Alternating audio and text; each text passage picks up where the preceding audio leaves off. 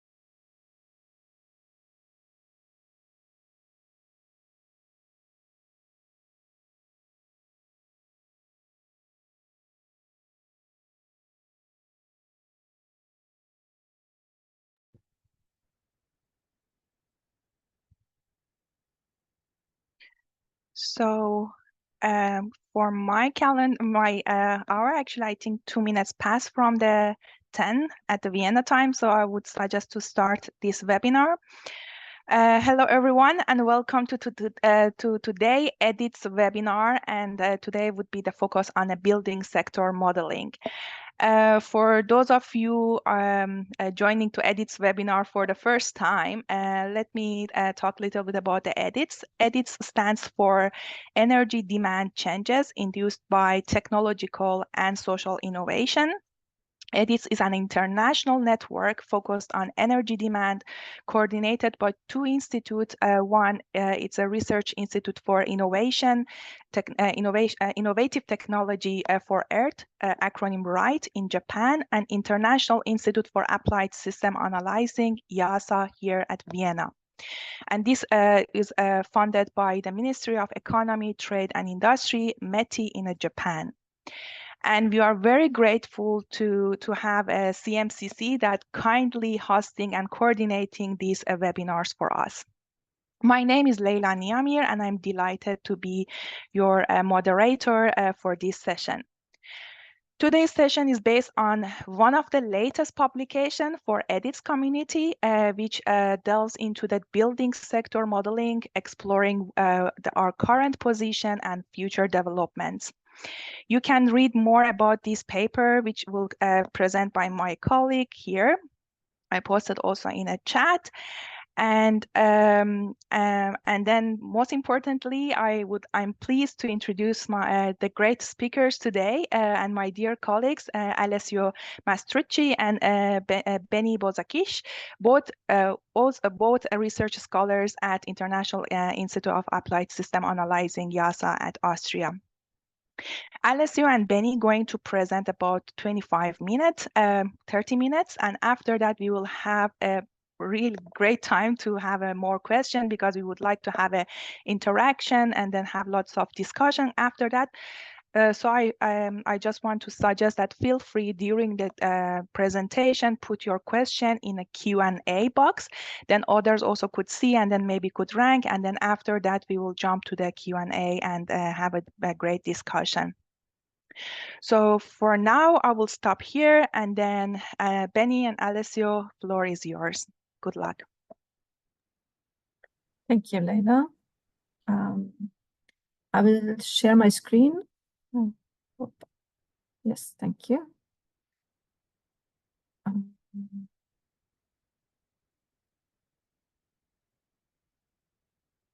Please let me know if you see the proper version. Okay, thank you, Leila. Thank you for introducing today's webinar. I'm very pleased to speak on this webinar on the building sector modeling practices. And as Leila said, we will share the presentation with Alessio. I will start. I will talk about a little bit of the background on what low energy demand futures means and what kind of building sector modeling practices we looked at, give some methodology information, and Alessio will then present the results.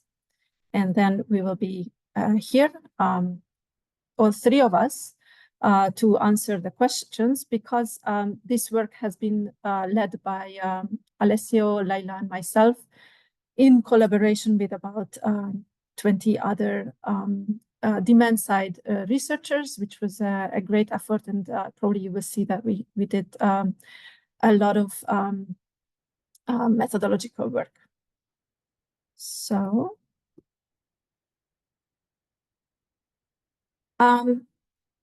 as I mentioned, we started off from the so-called low energy demand scenario, or shortly LED, which was published in 2018 by, again, a large group of scientists, mostly at IIASA, where we showed that a drastic reduction of energy demand can keep us under 1.5 degree global warming, at the same time avoid unsure and costly technologies such as CCS, or carbon capture and storage. This is about a 40% energy reduction from 2020 to 2050, mainly led by service level changes or energy demand changes, as we said, with drastic restructuring and reorganization of how we consume and how we produce things, and how we use our services. This requires also rapid electrification and decarbonization, while, because the reduction is necessary in all sectors, the sector structure practically remains the same over the years. The reduction potential lies within the service-led transformation. So as you see, the so-called resource conversion cascades show us that if you influence or you change the service level, it has a leveraging effect, a multiplication effect towards the secondary or primary energy levels, reducing these much more significantly than a similar reduction in, for instance, the primary energy level. What you see here is total energy, so-called resource conversion cascade, which also applies for other sectors, including the building sector that we are talking about here. We also show this for industry, transport, but also water, material, land, and food.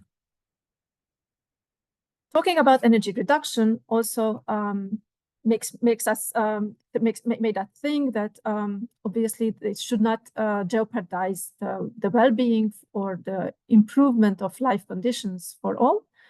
Therefore, the LED scenario already includes some of these considerations, but it has been further developed into the so-called high with low framework or narrative that includes an aspiration for all to achieve decent living standards at least, or even go beyond. This builds on the assumption or the science that well-being and service connections or linkages are not linear. Assumed improvement of well-being and continuous improvement of well-being does not necessarily need service provision of energy or energy demand increase, and maybe can even turn around. So the more, let's say, travel you have to do, maybe your well-being actually decreases. So the high with low framework assumes that all the people in the world achieve decent living standards, and many of them go beyond, but a drastic reduction of overconsumption and waste compensates for this universal access. Another recent research or paper that was led by Masa Sugiyama, and other EDITS members compared what research base and information base there is for low energy and demand and material demand scenarios, as opposed to high energy and material information and futures. And they found that while we know the basic benefits of demand side, there is a lot of gap in knowledge. So they identified 3 main areas where research priorities should be placed in the close future. One of them is improving the model and scenario base, complementing current IAMs and representing the demand side and connecting them to existing modeling practices. Improving data, collecting and also just finding them and informing all of us where to find them, and connecting evidence in both ways. So inform science from practical side, but also communicate more our results. And as I mentioned, there are already ongoing activities in these areas, but there is a gap identified by this group. And this is where we get to the EDITS project that Leila kindly introduced us to. As she said, we are building on this gap to fill in especially the modeling and scenario basis and data collection, researching and connecting with policy. And this is where our work comes in, because we set out to look into specifically research or modeling practices on the buildings in the building sector. Identified that there are a variety of modeling practices already ongoing, and just a very rough categorization of IAMs, demand models, and those with more heterogeneity, here indicated as service models or agent-based models, have different role in informing us or in explaining the energy system. Their focus, their scope, and their benefits differ, but they all have a role. So we looked into how buildings are represented in these different practices, ranging from considering buildings as an end-use sector in IAMs to demand models that endogenize certain factors, for example, the change in floor space or heterogeneity in building types, or their energy efficiency, through very detailed heterogeneity information in more detailed and maybe local models. What we did, as I said, we took the LED scenario descriptives, so the features of the LED scenario, and wanted to identify what kind of gaps and best practices exist that specifically describe these type of transformations. So we didn't look in general at demand description, but specifically how LED features are described, ranging from the transformational drivers or factors such as urbanization, end users, and so on, along 3 dimensions that Alessio will talk about soon, in technology, infrastructure, and social and behavior type of interventions, but also looked specifically in the so-called megatrends that underlie, that make LED actually lead to this very drastic transformation that we talked about, in particular sharing and circular economy, digitalization, and decent living standards. So this is what's behind and how we did the research, and now Alessio will talk about the results. The floor is yours, Alessio. Yeah, thank you very much, Benny. So I will now talk about the building sector more specifically, and present the review work here that we carried out with Leila, Benny, and also an amazing group of colleagues from the EDITS network, and focusing on the building sector and how to model low energy demand futures for buildings. What are the current gaps in modeling, and what are the opportunities for providing improved informed-based support to decision-making in the building sector. So this is the work that we published in this paper in the annual review of environment and resources. So you can find also the DOI in the chat. And now I will move to the next slide, please, Benny. So just a bit of context. So why the building sector is important? Well, it is important because it's a key component of the built environment, and it's supporting human activities and well-being. But it's also driving a considerable amount of energy and material demand, resulting in 21% of global greenhouse gas emissions. And this is not just for the operation of buildings, for instance, for space heating or cooling, but also for the embodied emissions, so for the emissions that are driven because of the construction of buildings or renovation of buildings, and also material production that requires in terms also energy and results in emissions. So what is also important to stress, so is this is a key sector for mitigation action, and so the latest IPCC report from Working Group 3 highlighted that there is a considerable potential for reducing emissions for this sector, up to 61%. Next slide. At the same time, modeling the building sector is a challenging task. This is because the building sector is very fragmented, heterogeneous. So we have many different types of buildings and actors acting on the building stock.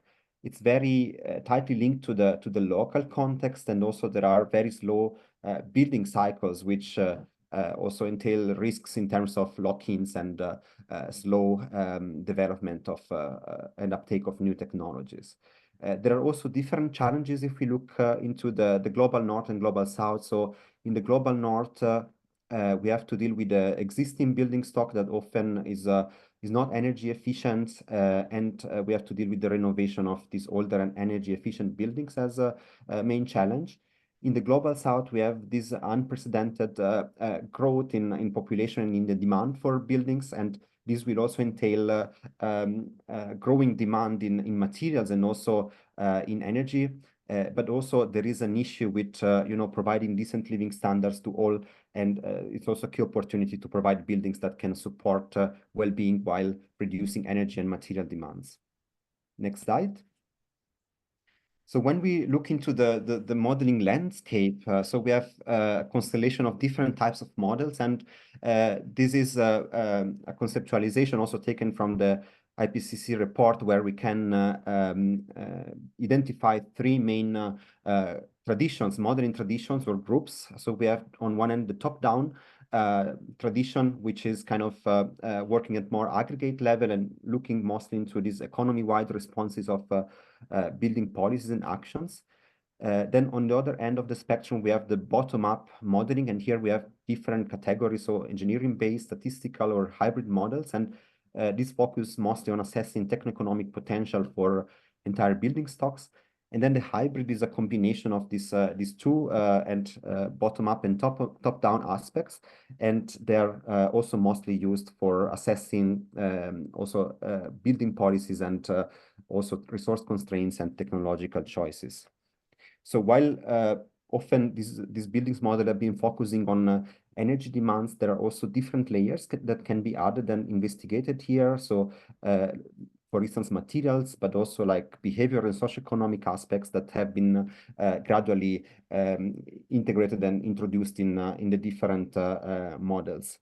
Now in the next slide, I will show how we conceptualize the different low energy demand transformation in buildings that then we investigated also in terms of modeling gaps and opportunities. And here, Benny has already introduced the three main dimensions we consider. So the socio-behavioral dimension, the infrastructural dimension, and the technological dimension. So we will now dive into those three dimensions and then also look into the mega trends and cross-cutting topics that are relevant for the building sector. Next slide. So I wanted to start with the technological transformation because this is the dimension that is most commonly addressed in building stock model. so at the regional or national or even global scale. So here we talk about transformation in terms of improvements in the energy efficiency of buildings, both the building shell, where we have, for instance, the chance to provide improved insulation or replace windows, or also use passive systems to reduce the energy demand of buildings. But also then we have active systems such as appliances, heating and cooling systems, and also wall building solution, where we also can integrate on-site renewable energy sources. So this kind of transformation has been already commonly modeled in the different buildings model. But there are still some challenges that we need to face here. So the first one is that we need energy service perspective. This is very important to basically link the energy demands to the specific activities and services provided by the building, such as heating, cooling, or lighting, so that we can also understand how the energy demand relates to the service levels provided in buildings. And this is still missing in some of the models. Also, there is a limitation in when we represent like more radical or more drastic changes in technologies and innovation, that is still missing in models. And also we have to think that the adoption of these new technologies is also driven by the socioeconomic and institutional context, and often this linkage is missing in the buildings model. So there are some opportunities here. First, in like providing improved granularity, so level of details in representing the different technologies, but especially also the different socioeconomic aspects. And then also the use of activity-related indicators, for instance, relating the level of thermal comfort to the energy demand for space heating and cooling, and also the integration and linkage with the decision model, which can provide more insights on how the adoption of new technologies can take place under different contexts. Next. But there are also like very important dimensions, such as the infrastructural and socio-behavioral dimension, that have been partly overlooked in current modeling. So when we think about the infrastructural transformation, then also the material layer becomes very important, especially the shift to low carbon design of buildings and materials, such as bio-based material, for example, wood-based construction, but also the linkage to the urban form, and how we can also achieve some reduction in activity and in floor space, and also reach more like this sufficiency concept, and also how we can reach also these community center approaches, which also are very important for when we think about the infrastructural dimension and also the carbon reduction potentials. So most of the current buildings model, they just focus on individual buildings, and then often they just extrapolate results at the stock level starting from buildings, but they have been often like overlooking also the interaction with the urban context or with the urban form, or just modeling floor space as an exogenous parameter, where by changing this level of floor space, we can assume different urban transformation, but there is still a need to better represent those interaction also with the urban context and also with other sectors. And when it comes to material, also we need to represent in buildings also the different construction types and materials to really understand the potential for instance, for material substitution or other material efficiency strategies. And so here there is an opportunity in using like improved data. For instance, remote sensing and GIS data can also provide better information or spatial information on buildings, and also aids to build this link with the urban form. And also linkage with the with industrial ecology models, for instance, and methods are very important to account, for instance, for the material stocks and flows, for instance, using material flow analysis, and then also for the impacts using life cycle assessment. And also then the linkage with integrated assessment model can also like provide this opportunity to also link across different sectors. Next slide.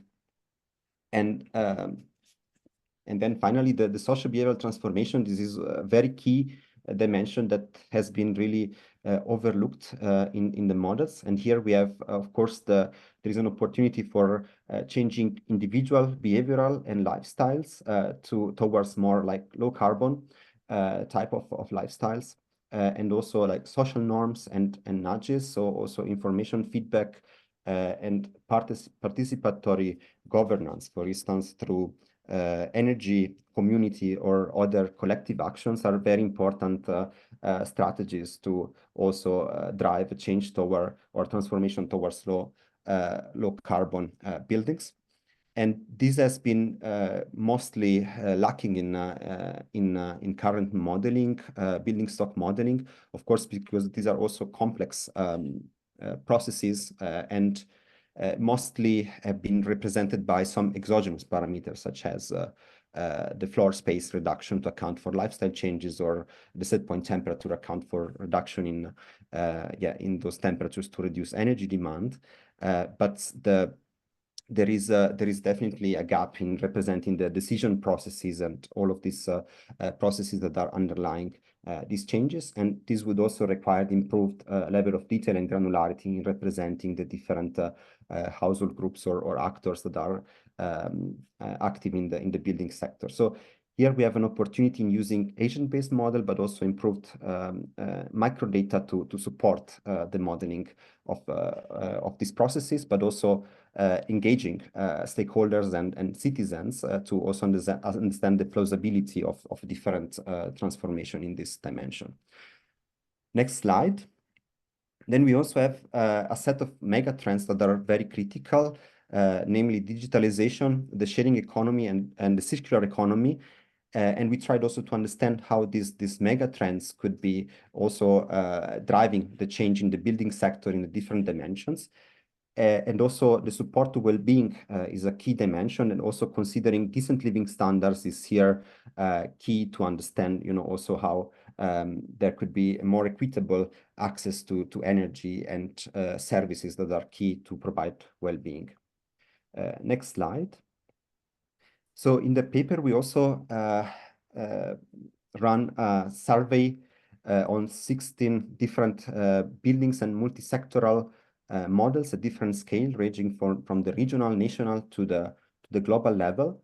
And this was very useful also to understand what is the current state of implementation of this different transformation in the different models, and also what are the key gaps, and what could be also some best case practices that could also be used for future improvement of the models. Next slide. So we consider different characteristics, different features of the models, starting from the different model dimensions and scope that are represented. And here we have like context, buildings, and socioeconomics as main dimension. When it comes to the context, so the models typically represent different regions and locations, but it's clear also that in terms of scope, there is often some simplified representation of the Global South. This is, of course, because of sometimes limited data availability, but also many of the models have kind of more stronger focus on the Global North. When it comes to the building type, bottom-up models are very rich in representing those different building types, as you can see here from this graph. But the situation is very different when we compare the residential and commercial sector, where the commercial sector is typically very much more simplified in its representation, and there is a gap in better understanding the different building types there. And finally, the socioeconomic aspects are very much underrepresented, as you can see also from the survey results, and there are still quite a limited number of models which account for different household characteristics and also, for instance, income levels or other characteristics of households in more detail. Next. In terms of model dynamics, so these are very important, and we also here asked the different modeling teams to provide information on how the different socio-behavioral, infrastructural, and technological transformations are represented. So you can see here the red represents full endogenous implementation, and then the yellow is exogenous implementation or implementation via external models, and finally the gray is where we don't have this dimension represented, or it's planned but not currently available. And here, when we look into the social behavioral dimension, it's clear that even if this is considered by the model, this is mostly using exogenous assumptions and parameter, and therefore the actual dynamics and processes are not adequately represented in most cases. In terms of infrastructure, so we have a consideration of urban form also here by exogenous assumptions, for instance, on different level of floor space, but also the linkage with urban form is also not more tightly explored because of this is lacking. These processes are still lacking in many of the models. And finally, when it comes to energy efficiency improvements, those are already largely considered, but there are still gaps when it comes to including appliances and renewable in the models we have surveyed. The last slide on the survey results. This is about model linkages. So this is very important if we want also to take a more systemic approach and have also those linkages across different sectors better represented to understand also synergies and trade-offs between them. So when it comes to material cycles and industry, this is already addressed in some of the models, and this is mostly by using or integrating some industrial ecology methods in combination with the building stock models. The main gaps is really lying in the linkage with the social system, which is still mostly overlooked or was overlooked in most of the models we surveyed. And then the linkage with the energy supply sector, this is already available in many of the models, and this is mostly implemented via coupling with the integrated assessment models. So to conclude here, we have been reviewing a comprehensive set of low energy demand transformations in the building sector, and this is of course modeling adequately these transformations is really key to provide evidence on the potential for not only reducing energy, materials, and greenhouse gas emissions, but also to provide at the same time improved well-being and provide decent living standards to all in scenario modeling. So in our scenario, so we show that it is key to provide improved modeling, and this goes through having a more granular representation of technological and socioeconomic heterogeneities, and also adding this service level perspective that is still missing in parts of the models, and these are really critical to properly represent this transformation towards a low energy and material demand future. Equitable access to energy is also still missing in many of the models, and we need also this is also where we need more empirical research and availability of data, so to support also the modeling of this transformation and account also for these heterogeneities and distributional aspects in reaching low energy demands. Finally, I think also model interlinkages is a great opportunity to address also more holistic strategies and also the whole life cycle of buildings, not just focusing on operational energy, but also thinking about the material production, construction, and end-of-life stages of buildings, and therefore also being able to address more systemic approaches and synergies and trade-offs across different sectors and dimensions. So yes, this was my last slide, and finally, I just want to thank everybody and also thank you for your attention. And now we'll give back the word to Leila and for the Q&A session. Thank you so much, Benny and Alessio. It was such a great and a lot of information, very well structured. I mean, I know it's a tough job to bring all this information in 25 minutes. You did a great job. And from my perspective, I mean, there is a lot of food for thought and discussion. That's why I'm looking now is the question is coming up.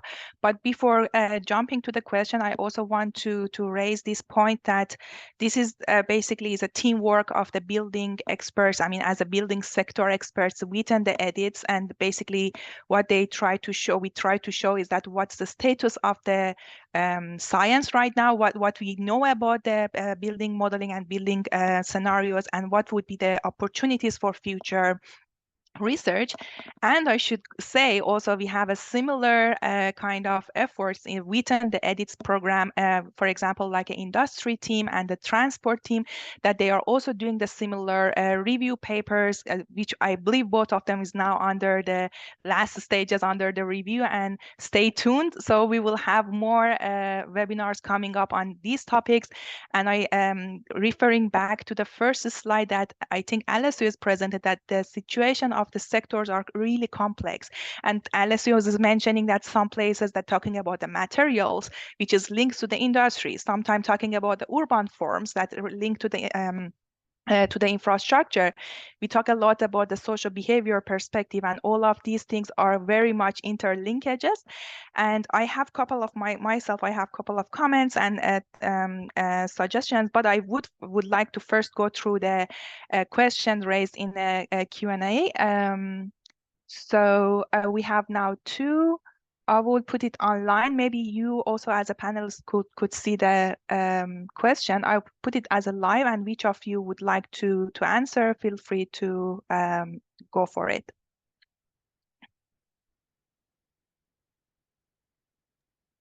Maybe I can start with the question on feasibility from Vasilis. So the question is how to improve the understanding of the feasibility of lead scenarios and the various dimensions of this feasibility, including social, technical or technological, political. Very good question, Vasilis. Thanks a lot. This has been coming up ever since the lead scenario was published. It's a normative scenario. So totally, it's a big question whether it's feasible. It's a direction, I would say. And there are a number of research topics that deal with the feasibility of transformations. For example, Alina Bruchin and colleagues have been working a lot on scenario feasibility. In terms of the EDITS project and the EDITS network, what we have been looking into is actually what I mentioned, the connection between science and the real life, let's say, and policies, and what practical examples exist. So there is some effort going on to collect examples that actually exemplify such transformations. Small projects like Energiesprong in Europe, where an industrialized renovation structure is ongoing, or the changes in the sharing economy in terms of mobility, and many other, let's say, spot examples. And then we assess how this could actually lead to a rollout and a wider uptake. And I give the floor to Alessio from the modeling side, maybe. Yeah, I think when we think about feasibility, I think on one end also we can think about maybe improved also dialogue with key stakeholders, but also citizens and communities, to also understand and get insights also from their experience, and understand also the plausibility and feasibility of different type of actions. And also I think there is here an opportunity in having maybe also some improved data sets, data availability, also, for instance, not just cross-sectoral, but also longitudinal and time series data, which is still, I think, in a way a gap, because this would allow also to understand also over time maybe how different households or different actors could be taking or promoting low carbon strategies over time. Maybe I can also touch upon the second question on examples or case studies where urban farms have been modeled endogenously rather than exogenously. I think I'm aware of some studies more at the city level or regional level. I think the problem is, of course, these are very also local issues. They are very linked to the local context. And I think there is a challenge here in trying also to extrapolate or upscale those interlinkages and those dynamics at a higher level. And I think this is also, some work we will need to address in future developments. Thank you so much, both. Actually, we have more questions coming up, and I'm going to gradually click on answer live. But also, I would like to give this opportunity that if one of you that asking this question would like to lively ask this question, feel free to put. We are happy to unmute you, and then you can also have a live discussion. Just give me like a note or something. I can give you the opportunity that you can raise it. We have two questions from Vincent that I'm putting now in a live, and then Alessio and Benny, both of you could read that, and if you have any insight to responding that, feel free. And then meanwhile, also if you, Vincent, would like to have a live discussion, feel free to speak up, and then I can give the opportunity to you as well. Thank you. Oh, okay, we have a Vincent here, so maybe it would get better to have him. Now you should be able to talk. Hello, can you hear me? Yes, perfect. Yes. Hello. Thank you. So I'm Vincent Minier from Schneider Electric Sustainability Research Institute. This is a private. This is my first time in this edit conversation. So just to introduce very quickly. So I am part of a very small team. We are doing some technical econometrics research to try to show what will be the future of when we deploy technology in different sectors. And I'm taking care of buildings. So we are developing, I would say, research on if you deploy technological solutions like building management system, heat pumps, rooftop solar, batteries, what will be the energy consumption of the buildings in different geographies, in different segments. I put a reference on the chat. So this is our last piece. And we show what is the impact on the energy bill, so the social acceptance. What is the impact on the grid if we applied all these technologies? Do we have really a problem of grid? Do we have grid issues if we electrify these kind of things? So my comment was more about, okay, in this future scenario, I think it's important to take these technologies, but not, I would say, in silos, but integrated, because this is integration which allows to, for example, reduce the strain on the grid, because you are using PV plus self-consumption, so time-wise in the day. So the spatial granularity is important. So we are doing a 30-minute granularity, temporal granularity, for example, and we optimize the energy on a window of 24 hours ahead. So we look at the next 24 hours. So the comment is that it's very important to take temporal aspects in this low energy demand optimization. And my second comment was about, okay, so what is the impact on the grid? So the impact is that we may not need so much investment in the grid. So it has a lot of impact on material resources, copper, embodied emissions of all these grids. So I'm okay. So the point is different in new economies and in mature economies, of course. So it's very difficult to synthesize everything. So this was my second comment, and my third comment was about well-being and sufficiency. It's not only a question of residential and homes. It's also true in offices. For example, in our offices, the temperature set point is at the maximum, the possible maximum in summer. So it's I think it's a 25 or 26 degree. It's not 20 degree, you know, it's not cold in summer. So there is a question of sufficiency and well-being, which is really something important in non-residential buildings. And I remind, non-residential buildings, it's 1/3 of the energy consumption in the US and 1/4 in Europe. Thank you so much for your comments and question. Maybe Alessio, you would like to shortly respond, because we have 3 more questions coming up for you guys. Thank you. Yeah, thank you for this very important question. Yeah, so unfortunately we could not go through all of the the aspects of the review and the topics we addressed there, but there is also a section showing also the spatial and temporal resolution actually from the surveyed model in the in the survey, and we show that actually there are already some models which are working at more granular temporal resolutions or sub-hourly time steps, and exactly this is to deal also with renewable energies and demand side strategies. But I think, as you also mentioned, there is also an issue with dealing with the integration across different sectors. And I think there is still an issue, a limitation in many of the building stock models just focusing on the building sector specifically, and then missing the linkage, for instance, with mobility and transportation. Thinking, for instance, about electric vehicles and storage issues.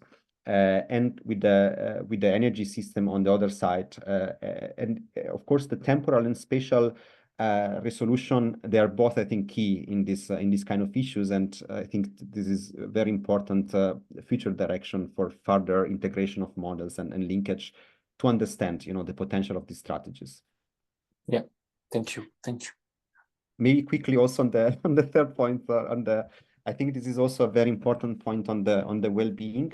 And the commercial sector is very key. Also, offices, but also if you think, for instance, about the healthcare, education, building sector. So I think there is still an evident gap in here, because many of the models just consider the non-residential or commercial sector as one lumped section, without dealing into the differences in different building functions that can be very different in the commercial sector. And this is something we will also need, I think, to address, and we will need also more detailed data, I think, to really understand the commercial sector and also the linkage to well-being. Thank you. Thank you so much, both of you. We have 3 more questions. Actually, 2 of them I put it to the live that everyone could see the questions. First, I would like to ask Alessio or Benny. I mean, maybe there is a question regarding to Alessio. Maybe I start with you. There is a question regarding to basically also the models integration and how basically we are integrating human behavior to the modeling. And I know that we already work on that, so I'm happy that you little bit make it, clarify on that or give some examples that we did in the past. Thank you. Yeah, thanks. So so Simon is asking about endogenization of linkages or dynamics. So I think this is really key, because we cannot have all of these different dynamics represented in just one model. And I think one important strategy is also to think about linking models that can cover different sectors or different aspects. So and then the question, of course, the 61% mitigation potential, this comes from the IPCC report, actually. So I think it's very important to understand how considering the linkages between different dynamics and sector can provide possibly different results. And I think it's a priori difficult to say whether we would find higher or lower potential, because there are many trade-offs or synergies that could emerge from these linkages and that are currently underexplored. So we started actually already, like with Leila and Benny, experimenting also about some linkages. And for instance, we linked the message buildings, which is a bottom-up engineering-based model, with the bench, which is an agent-based model. And I think with this linkage, we were able to actually use the strength from these 2 very different approaches, and then deal with infrastructural change on the side of the building stock model, and with basically behavioral and social change on the side of ABM, and then also have them in a soft coupling, which could provide basically a feedback between those different models and provide better insights on how also the behavioral change could support reduction in energy demands for the residential sector in this case. I will stop here, but Benny, Leila, please feel free to add on that. Benny, would you like to add something here? Thanks. I see another question, the first question from Rongki. I'm sorry if I pronounce your name wrongly. Your question is about the impact of human behavior. First of all, what we worked with, and we usually work with, is the interactions. We all know that humans work with technology, and we make our decisions based on the available decision space available from not only technology but infrastructure as well. And then obviously there is a lot of decision points and norms and customs that influence how this interaction results in energy demand. And I just really like a study from the 70s in Princeton where they compared identical houses and compared how different lifestyles resulted in about 50% extra energy demand. It has obviously changed, and I'm sure there are many more research on this, but I think it's a very classic thinking and consideration on how human behavior influences energy consumption in the buildings. And there was another question I really liked is how we try to fill in the gaps from Jessica. Thanks, Jessica. Nice to see you here. Very good question. So we did this research exactly to identify action points and also to call for others to intervene.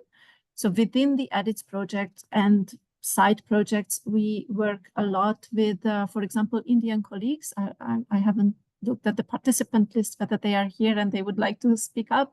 I think that's a very good example of collaboration based on the identified gaps that we understand that an energy demand transformation, I'm not even saying just reduction, but a transformation is needed in all countries. And a lot of these decisions are necessary at national or even local or even building scale. And so we try to collaborate with those modelers, but also empirical researchers. Yes.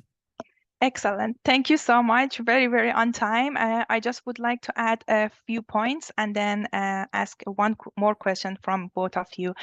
Yeah, as you also see it in questions that we have a lot of place for future work and a lot. And actually, this is something that we tend to edit. Actually, we are trying to put all the efforts to try to fill out these gaps. I mean, this is perfectly also raised in one of the questions about that. For example, Alessio mentioned about that the social and behavior component sometimes is missing from the modeling.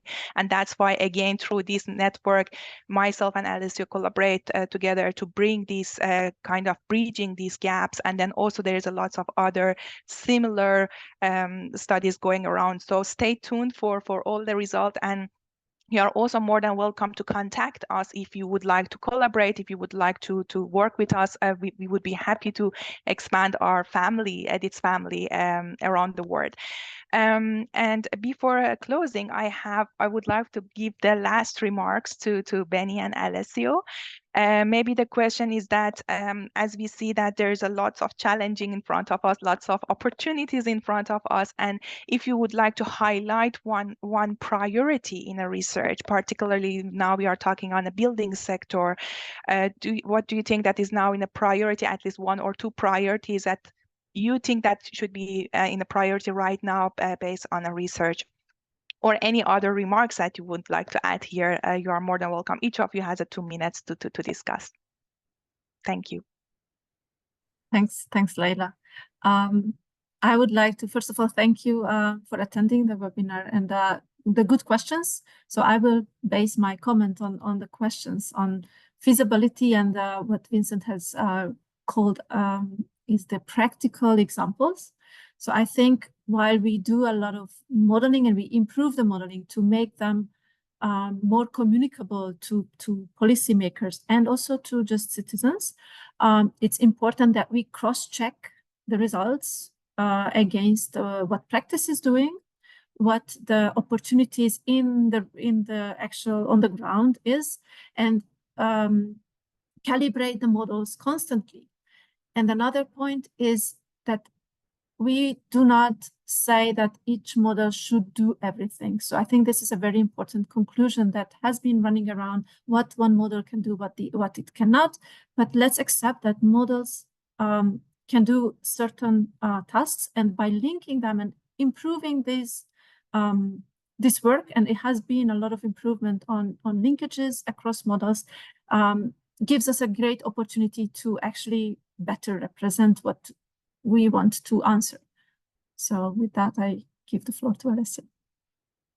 Yeah, thanks a lot. And also from my side, I'm really grateful to all the attendants, and also thanks for the very very interesting questions and points made during the discussion. So I think I would like to raise here one point about so our buildings model have been focusing a lot on the buildings themselves. I think what we have been missing is bringing also the people somehow, and having, you know, focusing on the people first, because I mean, the people are the ones that are in the end using the buildings, and they can also, you know, drive the change with their decisions and choices and their behavior and lifestyle. So I think we should really shift a lot the focus towards this dimension.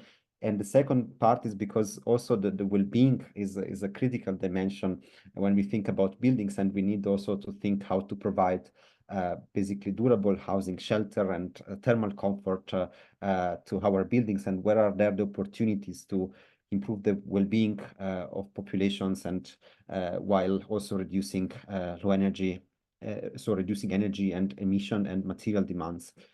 So yeah, this would be my final remark. Excellent. See, since that I see that we have more few minutes, actually I want to dare to ask one question more from Alessio regarding to, because now you are talking about, we had also in a question regarding to the less presented global south kind of perspective. And I know that again, within the edits community, you all did a great work on global south perspective and decent living standards. Would you little bit give like a teaser about your work, and then what was that, and then each direction you are heading to right now? Yeah, thanks a lot, Leila, for that. So maybe I wanted just to I can mention that within Edits we had a short fast track project about modeling high well-being with low energy demand for India as a case study for the global south, and there we have an amazing team of modelers coming from different institutions, and bringing different models brought from the global perspective and the national perspective. And we try to investigate, to explore a set of scenarios on how basically to improve the well-being and support decent living for the residential sector in India, while providing also low energy demand future. So this is still let's say work that has been finalized, but still we are about to submit now the paper. So please keep keep in touch if you would like to have more information. And yes, this will be coming up soon, hopefully also in the Edits network and communication channels. Perfect. Thank you so much, both of you. I mean, it was a great, and I know there's a lot to more discussion and then collaboration. And I really want to thank all the participants. Actually, in the peak, we have a lot of participants, and I think we almost reached to the 50 participants, which is really good to see that this is important topic actually from also the community. And as I mentioned, that stay tuned. There's a lots of more interesting, and then other sectoral perspective will coming soon. And feel free to reach out to Alessio, Benny, and myself and other members if you have any question regarding to this paper or any ideas for future collaboration. We are always happy and open to hear from you. And yeah, I don't have anything in my Q&A, so I think it's quite straightforward that you answered all the questions. And I think we can now slowly close the call. And thanks a lot for the great presentation and great participation and discussion. Have a very good day, everyone, and see you soon in the next webinar of the Edits. Thank you so much. Have a good day. Bye-bye. Thank you. Thank you. Bye-bye. Bye.